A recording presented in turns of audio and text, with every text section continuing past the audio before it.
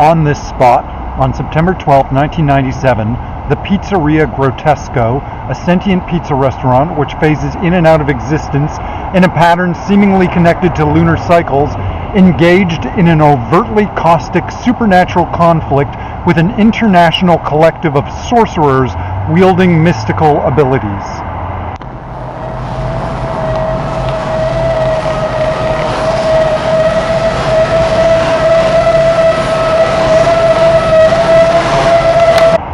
This dispute resulted in the spiritual annihilation of the collective and a noticeable increase in the preternatural capabilities of the dining establishment.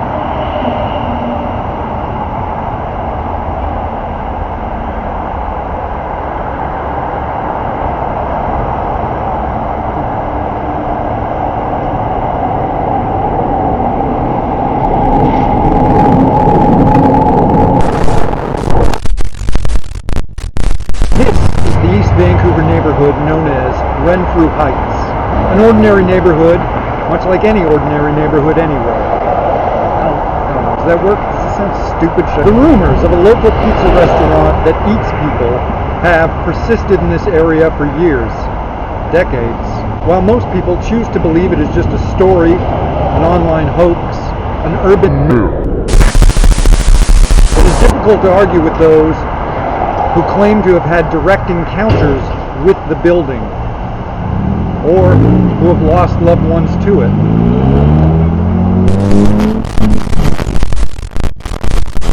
So I'm asking people about the Pizzeria Grotesco, a sentient pizza restaurant that's said to manifest in East Vancouver. You've said that you've heard something about that? I mean, yeah, like just what really anybody else talks about. My sister talked about it when I was growing up, but I mean, there's no way it's real. Like, I mean, come on, there's no way. I think it was just a story just to creep me out as a kid. Like, there's no way it's, it can't be real. There's no way to have it really think. I just don't think it's real. The truth is, maybe your family does deserve to eat in a squalid hellhole, where the food is prepared by miserable malcontents who dream of sticking broken glass in your meals.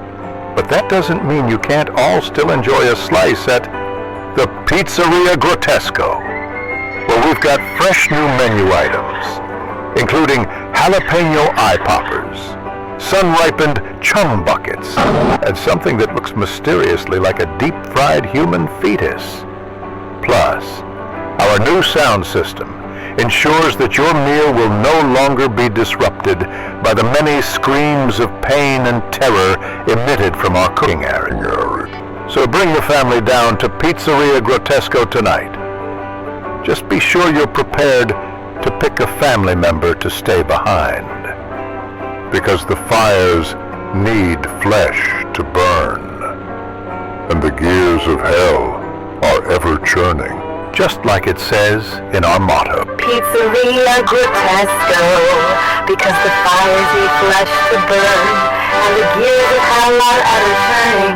And, as Petey the Pizza says, remember to read the fine print on and all coupons.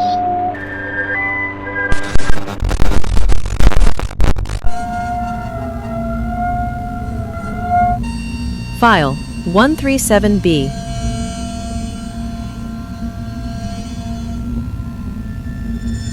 Subject: Sentient Pizza Restaurant Conflict with Psychoactive Collective.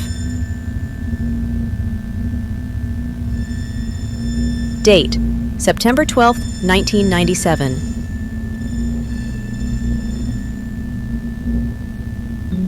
One. Introduction.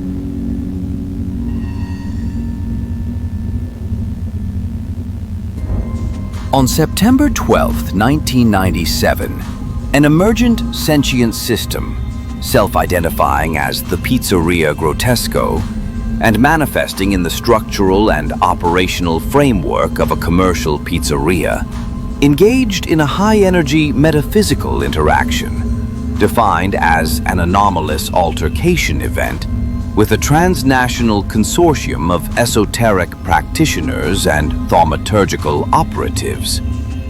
The resultant interchange precipitated the total ontological destabilization and subsequent erasure of the consortium's collective metaphysical coherence, while simultaneously inducing a measurable augmentation in the anomalous, preternatural functional parameters of the dining establishment's sentient infrastructure.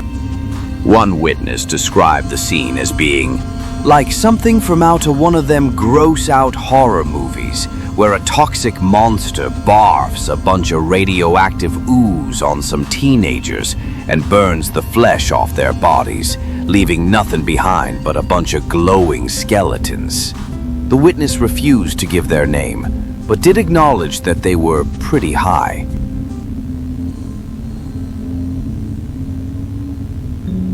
Two, history.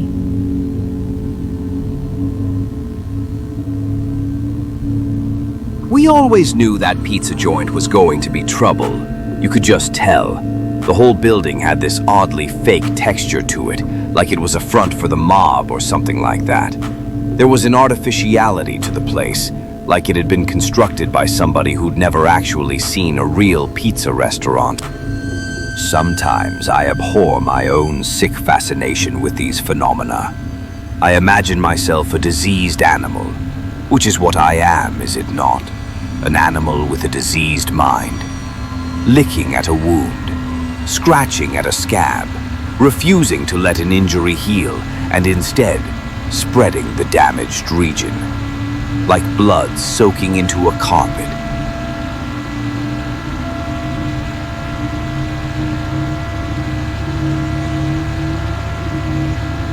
Everything inside the Pizzeria Grotesco was just a little off, in ways that were difficult to quantify. The square angles of the floor's linoleum didn't quite line up.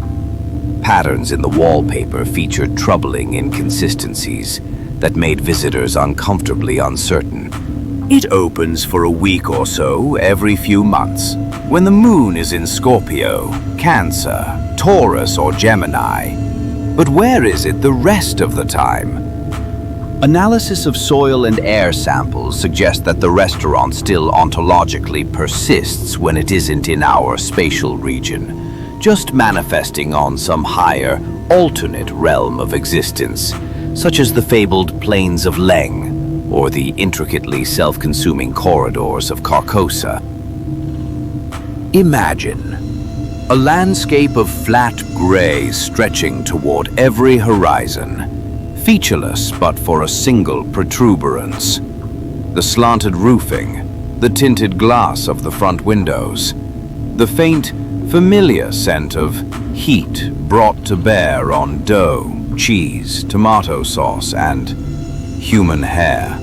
Oniric parasites, encased in glistening, hyper-industrialized necro-organic carapaces, flit about the structure like sand fleas on a beach, supping at the transient psychic energies which leak out of the place like steam from a warm cup of coffee. I miss coffee. Of all the things I used to ingest, I think I miss coffee most of all. 3. Predatory means.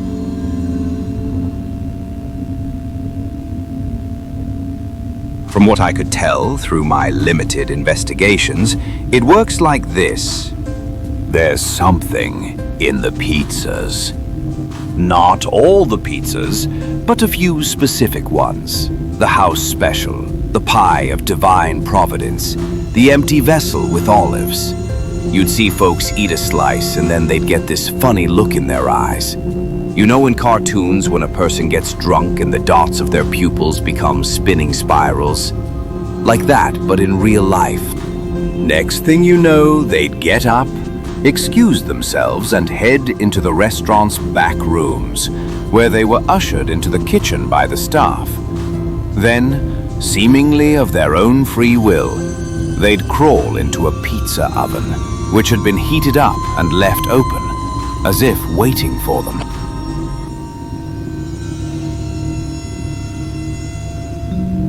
4. Exactly what was going on.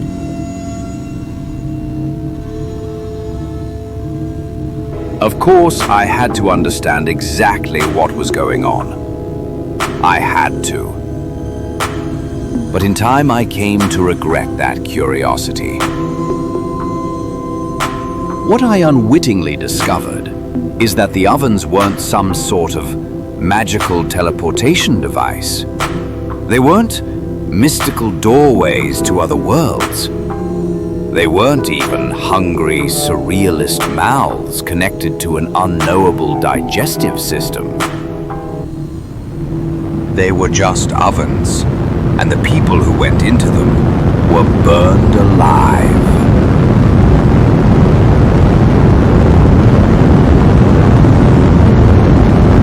Once within the oven, the primary hypnotic effects of the pizza would lose its hold, and the heat would begin to do its job. That's when the person, the victim, would start to panic. Yet they would not leave the oven. I tried to help them, but they wouldn't leave. They just lay there, burning, screaming, staring into my eyes with looks of sad confusion, like they were being held in place by some unknowable compulsion that overrode their conscious minds, while offering no explanations for their actions. After a dozen or so attempts, I had to give up. There were third-degree burns running up both my arms, and I had failed to rescue a single person. Sometimes I can still see them, their eyes begging for assistance as their bodies blister and cook.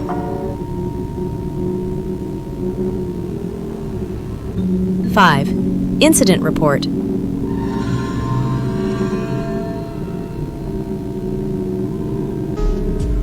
On September 12th, 1997, a band of rogue cannibalistic shaman formed from collectives out of East Asia and Central Europe attempted to biomechanically ensnare the Pizzeria Grotesco, presumably in hopes of franchising the locale.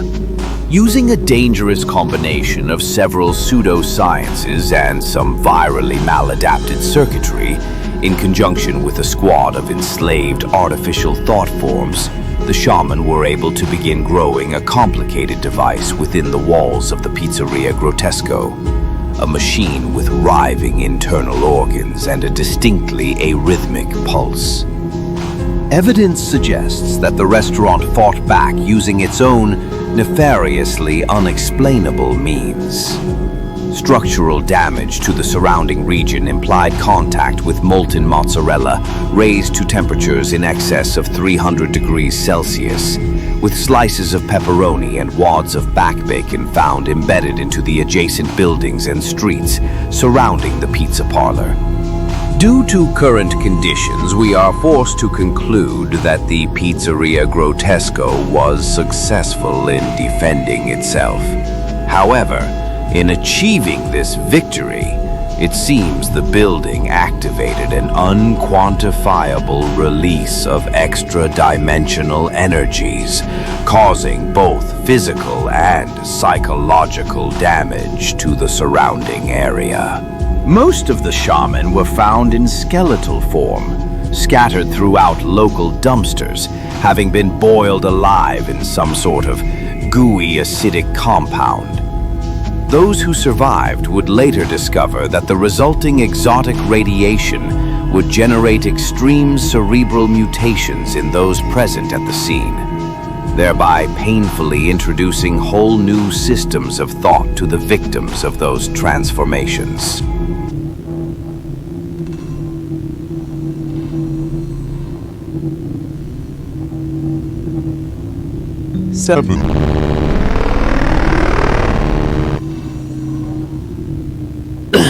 The curious absence of gastric fluids and any other organic digestive traits suggest that the Pizzeria Grotesco is not alive in the traditional way in which we think of these things, but has achieved a version of sentience which could challenge all conventional notions. Vancouver is full of places that eat people, acting as a teleportation nexus, or being possessed of apparent oral cavities with mastication capabilities. But I'm afraid that's not what was happening here.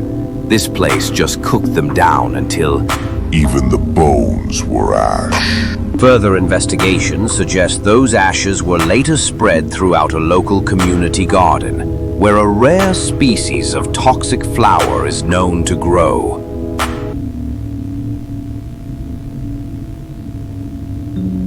Eight. Employees.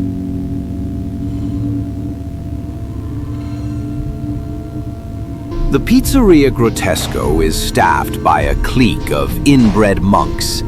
They do not speak much, but when they do, they are known to make unpleasantly obtuse statements in the style of the ominous fortunes one might find within a cursed cookie or a haunted egg. They are all dressed in classic 1970s pizza restaurant uniforms, complete with little paper hats. Personally, I think they're a bunch of creeps. There remain unsubstantiated rumors that the employees will occasionally select specific customers to take downstairs into the Pizzeria Grotesco basement, where those customers will experience unique forms of mistreatment, ranging from the infliction of searing gas pain to more grotesque disfigurements performed with dull and rusty instrumentations. Perhaps these are just modern folk tales, but you gotta assume those rumors are based on something, right? The deaths and mutilations committed by the staff are thought to have nothing to do with the sentient pizza place itself, and appear to be more of a hobby for the employees, who spend the rest of their time making pizzas and cleaning the ash out of the pizza ovens.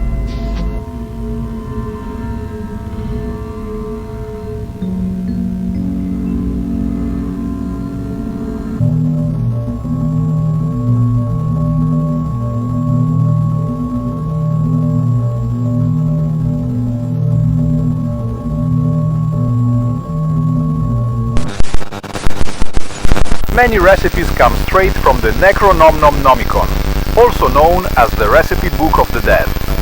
Just look at these delicious options. Pepperoni and mustaches. The taste of meat. Now with extra hair. All hair guaranteed to be of the facial variety. Up to 14% eyebrow. Vegetable melody! Yummy! This one is okay. The pie of divine providence. The sleeper dreams, and we live as parasites upon the back of that dream, supping the dream fluids like ticks on the hide of an ox.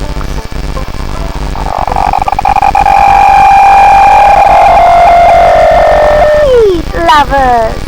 Some people love a good toe in their mouth. This is for them. The house special. You can only get it here. You will eat it here. You will learn a truth kept sacred by the angels.